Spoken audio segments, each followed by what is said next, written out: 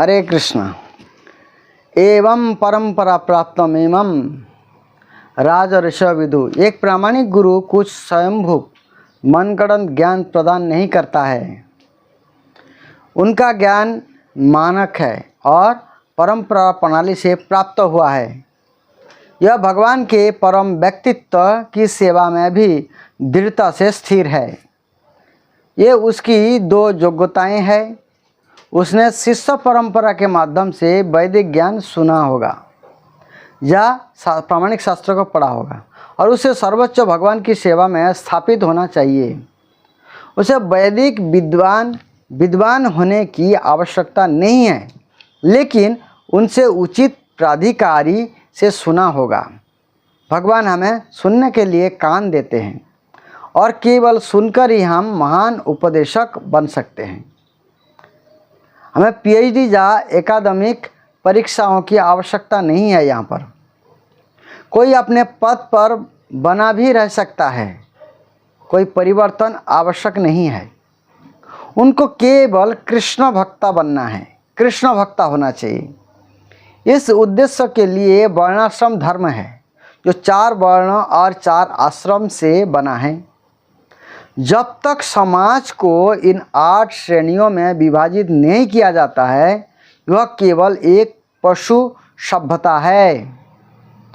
कुछ व्यवस्थित विनियमित व्यवस्था होनी चाहिए। उदाहरण के लिए शरीर के अलग अलग विभाग हैं। सिर, हाथ, पेट और पैर 4 संगत प्रभावों के बिना कोई भी समाज बहुत अच्छी तरह से संचालित नहीं किया जा सकता है। बस अराजकता होगी। स्थानीय स्थित शब्दों का अर्थ है वर्णाश्रम धर्म में बने रहना। यहाँ तक कि एक शूद्र भी समझ सकता है कि ब्राह्मण क्या है और उस स्थिति में यह स्वचालित रूप से ब्राह्मण बन जाता है। यह आवश्यक है कि व्यक्ति ध्यानपूर्वक सुने। बस इतना ही सुनना चाहिए। प्रामाणिक गुरु से सुनना चाहिए। ऐसा कहा जाता है कि विदुर ने मैत्र ऋषि से सुना और मैत्र ऋषि बहुत प्रसन्न हुए। जब तक कोई अपने गुरु को संतुष्ट नहीं करता, उसे उचित ज्ञान प्राप्त नहीं हो सकता है। यह बिल्कुल स्वाभाविक है। यदि कोई अपने गुरु का ठीक से स्वागत करता है और उसे आराम से बैठाता है और यदि गुरु उसके व्यवहार से प्रसन्न होते हैं, तो गुरु बहुत स्पष्ट और स्वतंत्र रूप से बात कर सकते हैं और यह छात्र के लिए बहुत फायदेमंद होगा। किसी आध्यात्मिक गुरु के पास जाकर उनके निर्देश मांगने और फिर उनका पालन न करने से व्यक्ति अपना समय बर्बाद करता है। ना ही किसी को आध्यात्मिक गुरु के पास चुनौतीपूर्ण भावना से जाना चाहिए, बल्कि सेवा प्रदान करने के उद्देश्य से जाना चाहिए। निपात शब्द का अर्थ है गिरना और प्रा का अर्थ है बिना किसी हिचकिचाहट के। बिना किसी हिचकिचाहट के पारलौकिक ज्ञान प्रणिनाथ पर आधारित है। इसलिए कृष्ण कहते हैं सर्वधर्मान् परित्यज्य मामेकं शरणं व्रज। बस मेरे प्रति समर्पण करो। जैसे हम कृष्ण के प्रति समर्पण करते हैं, हमें उनके प्रतिनिधि आध्यात्मिक गुरु के प्रति समर्पण करना होगा। गुरु कृष्ण के बाहरी प्रतिनिधि है और आंतरिक गुरु स्वयं कृष्ण है, जो हर किसी के हृदय में स्थित है। ऐसा नहीं है कि कृष्ण केवल बैकुंठ या गोलोक वृंदावन में है, वह हर जगह में है। यह परमाणु के भीतर भी है। अणु परमाणु सर्वत्र विराजमान है। गोलोक एव निवसति अखिलात्मा भूत। वही परमात्मा की परिभाषा है मैं आत्मा हूँ, एक आध्यात्मिक आत्मा, और तुम आत्मा हो। हम सभी स्थानीय रूप से स्थित है। आप आपके शरीर के भीतर और मैं अपने शरीर के भीतर, लेकिन परमात्मा हर जगह स्थित है। आत्मा और परमात्मा के बीच वही अंतर है। आत्मा एक शरीर में स्थित है, परमात्मा सर्वत्र है। जो लोग गलतफहमी में है ये कहते हैं कि उनमें कोई अंतर नहीं है, भगवान में और उनमें। लेकिन अंतर तो है, वह ये इस अर्थ में एक है कि दोनों संज्ञानात्मक है और दोनों जीवित संस्थाएं हैं। नित्य नित्यानाम चेतन सचेतनम, लेकिन ये मात्रात्मक रूप से भिन्न है। भगवत गीता में कृष्ण कहते हैं क्षेत्रगम कपिमम विद्धिम सर्वक्षेत्रेषु भारतः,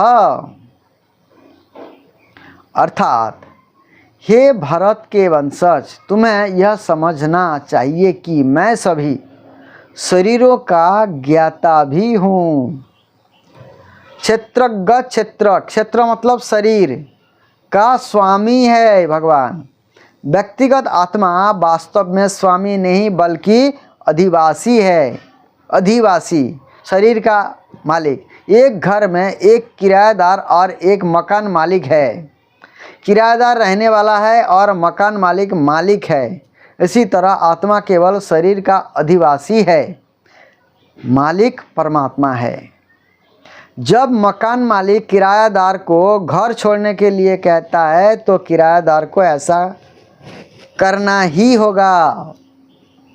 इसी तरह जब परमात्मा कहते हैं कि हमें शरीर छोड़ना है तो हमें ऐसा करना होता है, करना होगा। इस वैदिक ज्ञान को प्राप्त करने के लिए हमें उचित गुरु के पास जाना चाहिए। उचित गुरु मतलब प्रामाणिक गुरु, जिनको नॉलेज है, जो शास्त्र परंपरा जानते हैं, जो परंपरा से जुड़े हुए। प्रत्येक शास्त्र में गुरु की योग्यता बताई गई है। श्रीमद् भागवतम में कहा गया है तस्माद् गुरुम प्रपद्येत, तस्माद् गुरुम प्रपद्येत जिज्ञासु श्रेय उत्तमम, जिज्ञासु श्रेय उत्तमम। किसी को तब तक गुरु स्वीकार नहीं करना चाहिए, कब तक? जब तक कि वह जीवन के अंतिम लक्ष्य को जानने के लिए जिज्ञासु ना हो। अंतिम लक्ष्य, मेरा जीवन का अंतिम उद्देश्य क्या है? शारीरिक सुख सुविधाओं में रुचि रखने वाले सामान्य मनुष्य को गुरु की आवश्यकता नहीं होती। क्या करेगा गुरु? वो तो संसार में ऐसे ही फंसे हुए हैं। दुर्भाग्य से वर्तमान समय में गुरु शब्द का तात्पर्य ऐसे व्यक्ति से है जो शारीरिक औषधि दे सकता है। एक व्यक्ति एक महात्मा जी के पास जाता है और कहता है मैं इस बीमारी से पीड़ित हूँ, कृपया मेरी मदद करें। और महात्मा जी कहते हैं हाँ, मेरे पास एक मंत्र है जो तुम्हें ठीक करेगा और तुम्हें सफलता देगा, मुझे थोड़े से पैसा दो और ले लो। वह कोई वास्तविक गुरु नहीं है, क्योंकि वो तत्व परम सत्य के बारे में जानने के लिए गुरु के पास जाना चाहिए। ऐसे बहुत सारे तथाकथित गुरु आज संसार में है, फेमस हो जाता है, लोग उसके पीछे पड़ जाते हैं। किसी भौतिक रोग को ठीक करने के लिए गुरु की खोज नहीं करनी चाहिए, बल्कि किसी को डॉक्टर की आवश्यकता होती है। इसी तरह लोग सोचते हैं कि यदि कोई व्यक्ति उन्हें व्यवसाय में सफल बना सकता है तो वह व्यक्ति गुरु है। शास्त्र भी इसकी पुष्टि नहीं करते। गुरु वह है जो वेदों और वैदिक निष्कर्ष को जानता है। वैदिक निष्कर्ष कृष्ण की समझ है। वेदेश सर्वेर अहम एव वेद, सभी वेदों के द्वारा मुझे जाना जाएगा। लेकिन आजकल के जो तथाकथित गुरु है वो कुछ भी नाम दे देते हैं, कुछ भी करते हैं। कोई उनको खुद को पता नहीं है कैसे भगवत प्राप्ति होगा, वो दूसरे को भी भ्रमित करते हैं। कृष्ण को पूरी तरह समझना होगा, यह संभव नहीं है। हमारे पास असीमित को समझने की क्षमता नहीं है। अद्वैतम अच्युतम अनादि अनंत रूपम। स्वयं ब्रह्मा जी कहते हैं अपने सीमित ज्ञान से हम असीमित को नहीं समझ सकते। वास्तव में कृष्ण भी स्वयं को नहीं समझते हैं। उसका आकर्षण असीमित है और यह समझने के लिए कि वह इतना आकर्षक क्यों है।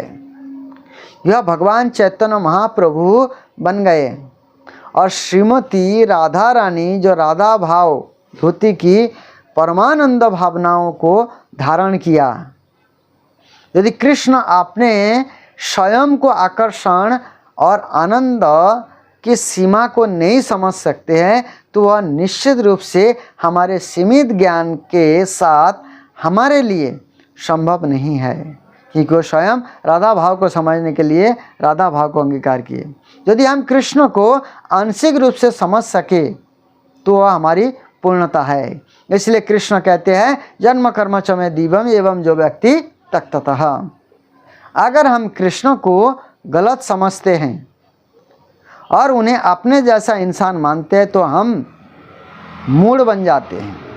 कृष्ण का शरीर हमारे जैसे भौतिक तत्व से बना नहीं है, और अगर हम इस तरह सोचते हैं तो हम गलत हैं।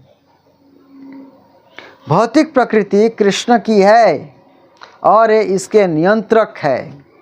हम भौतिक प्रकृति के नियंत्रण में है, और वही अंतर है भगवान में और हम में।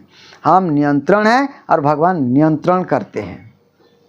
जिसके पास वास्तविक ज्ञान है वो जानता है कि प्रकृति, भौतिक प्रकृति कृष्ण के निर्देश में काम कर रही है।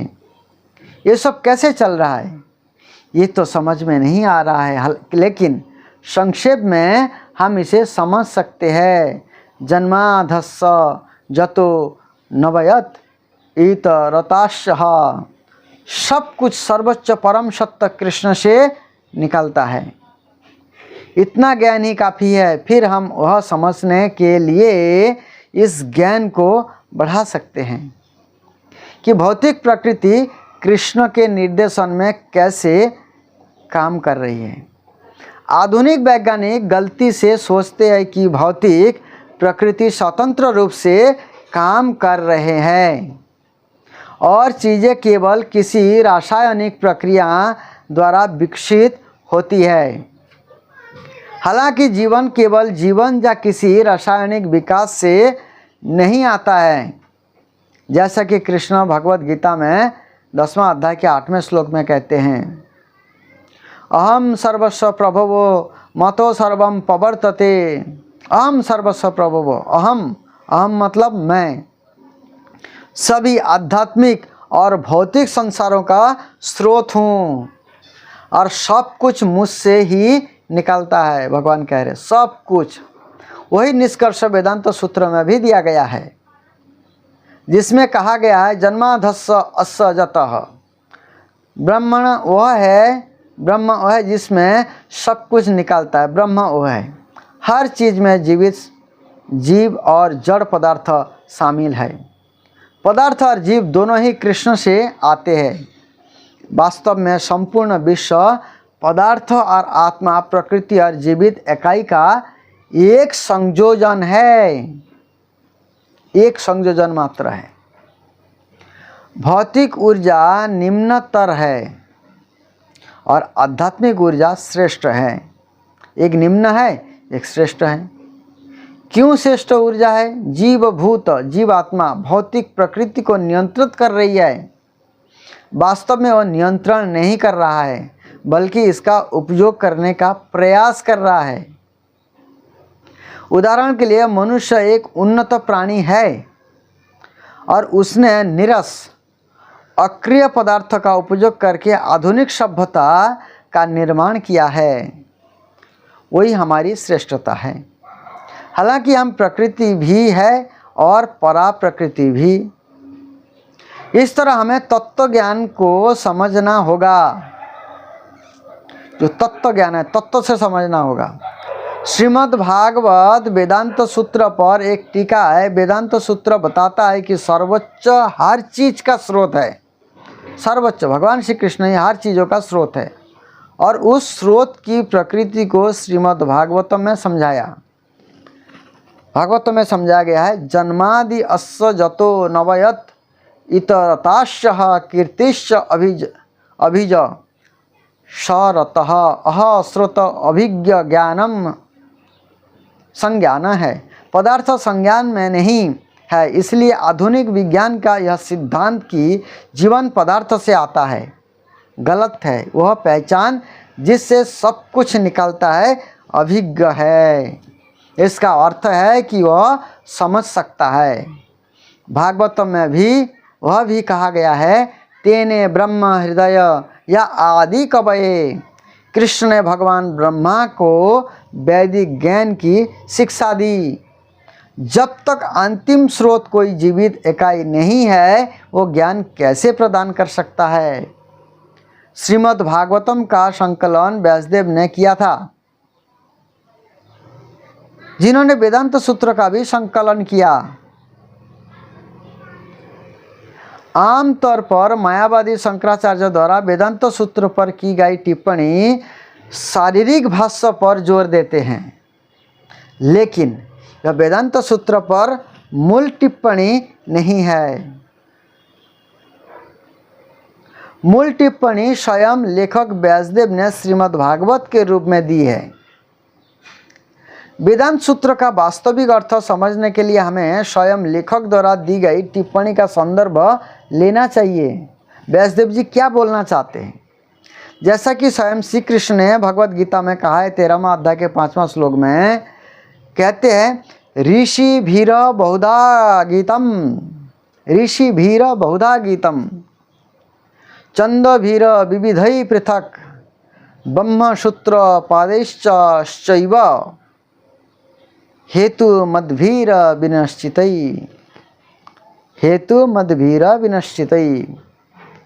गतिविधियों के क्षेत्र का ज्ञान और गतिविधियों के ज्ञाता का वर्णन विभिन्न ऋषियों द्वारा विभिन्न वैदिक लेखों में किया गया है।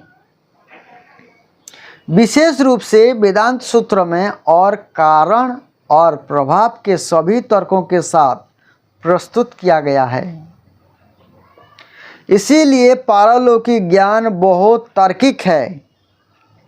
वैदिक प्रणाली के अनुसार आचार्य को आचार्य के रूप में स्वीकार किए जाने से पहले वेदांत सूत्र, जिसे ब्रह्म सूत्र भी कहा जाता है, वेदांत सूत्र की समझ होना चाहिए। मायावाद संप्रदाय और वैष्णव संप्रदाय दोनों ने वेदांत सूत्र की व्याख्या की है। वेदांत सूत्र को समझे बिना कोई भी ब्रह्म को नहीं समझ सकता। ऐसा कहा जाता है कि विदुर ने मैत्र से दिव्य ज्ञान को समझा, और वह भी कहा जाता है कि मैत्र व्यासदेव के मित्र है। इसका मतलब यह है कि विदुर और मैत्र दोनों वही जानते हैं जो व्यासदेव जानते हैं। हमें एक आध्यात्मिक गुरु के पास जाना होगा जो व्यासदेव के शिष्य उत्तराधिकार में है। हर कोई व्यासदेव का अनुसरण करने का दावा कर सकता है, लेकिन किसी को वास्तव में उनका अनुसरण करना चाहिए। व्यासदेव ने कृष्ण को भगवान के सर्वोच्च व्यक्तित्व के रूप में स्वीकार किया, और अर्जुन ने भी कृष्ण को परब्रह्म सर्वोच्च व्यक्ति के रूप में स्वीकार किया। परब्रह्म परम धाम पवित्रम परमम परम। कोई वह कह सकता है कि चूंकि अर्जुन कृष्ण के मित्र थे इसलिए उन्होंने इस तरह स्वीकार किया, लेकिन वह मामला नहीं है। अर्जुन ने प्रमाण दिया कि व्यासदेव ने भी कृष्ण को स्वीकार किया था। परब्रह्म परम धामम पवित्रम परमम भवम, पुरुषम शाश्वतम दिव्यम, पुरुषम शाश्वतम दिव्यम, आदि देवम अजम विभुम। ये भगवत गीता का श्लोक है, आप अच्छा से पढ़िए तभी समझ में आएगी। आउस तम ऋषयो सर्वे देवर्षि नारद तथा, जो देवर्षि नारद ने भी माना उनको। असितो देवल व्यास स्वयं चैव बभृषि में, और स्वयं मैं भी मान रहा हूँ, अर्जुन कह रहे। तो इसलिए कोई साधारण नहीं है। अर्जुन ने कहा आप परब्रह्म है, परम है, परम निवास और शुद्ध करने वाले पूर्ण सत्व और शाश्वत दिव्य व्यक्ति है। आप आदि ईश्वर दिव्य और मौलिक है, और आप अजन्मा और सर्वव्यापी सौंदर्य है। नारद, असित, देवल और व्यास जैसे सभी महान ऋषि आपकी यह घोषणा करते हैं। और आप स्वयं मुझे इसकी घोषणा कर रहे हैं। भगवान स्वयं भी इस बातों को बोल रहे हैं भगवत गीता के 10वां अध्याय के 12वां 13वां श्लोक में। अब इसे पढ़िए और समझिए। व्यासदेव ने कृष्ण को पर ब्रह्म के रूप में स्वीकार किया है और व्यासदेव ने वेदांत सूत्र पर अपनी टिप्पणी ओम नमो भगवते वासुदेवाय शब्दों से की है और 12 महाजन भी स्वीकार किए। यदि हम वास्तव में समझने में रुचि रखते हैं तो हम मैत्र जैसे व्यासदेव के प्रतिनिधि से संपर्क करना चाहिए। मैत्र को भगवान के रूप में भी संबोधित किया जाता है, हालांकि सर्वोच्च भगवान स्वयं कृष्ण है। कृष्णस्तु भगवान स्वयं, कृष्ण ही पूर्ण पुरुषोत्तम भगवान है।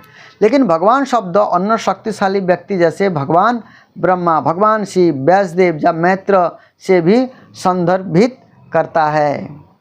वास्तविक भगवान स्वयं श्री कृष्ण है। लेकिन इन महान हस्तियों ने श्री कृष्ण के बारे में जितना संभव हो उतना ज्ञान प्राप्त किया है। कृष्ण का 100% ज्ञान होना संभव नहीं है। स्वयं नारायण भी इसके लिए सक्षम नहीं है। फिर भी जो लोग कृष्ण के निर्देशों का पूरी तरह से पालन करते हैं उन्हें कभी कभी भगवान कहा जाता है। कई कृत्रिम भगवान है, लेकिन असली भगवान वो है जो जानता है कि कृष्ण ने क्या सिखाया है।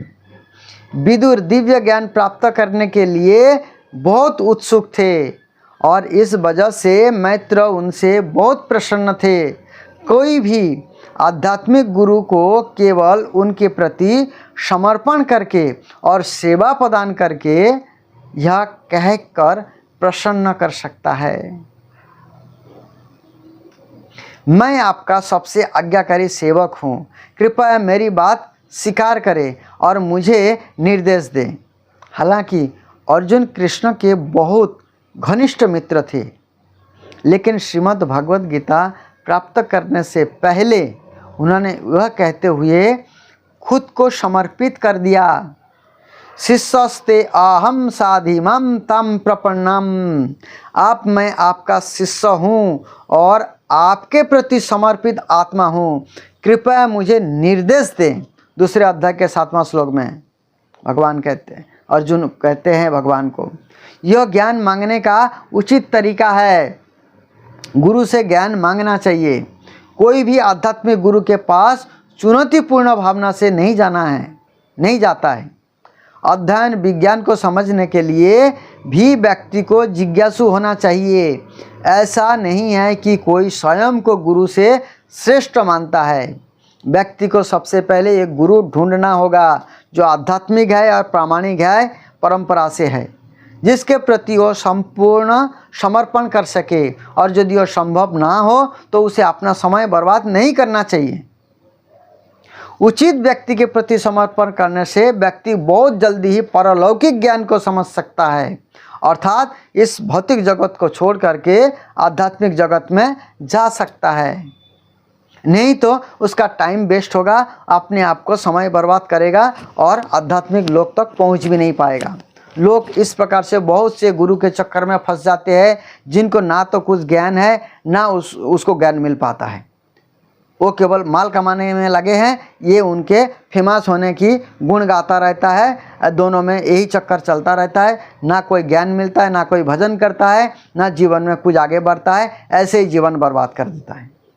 इसलिए ऐसे जीवन को बर्बाद ना करें, प्रामाणिक गुरु के पास जाएं और सही चीज़ को जानें, सही ज्ञान को लें, कृष्ण भक्ति करें, भगवान कृष्ण को जीवन में अपनाएं और मनुष्य जीवन को सफल बनाएं।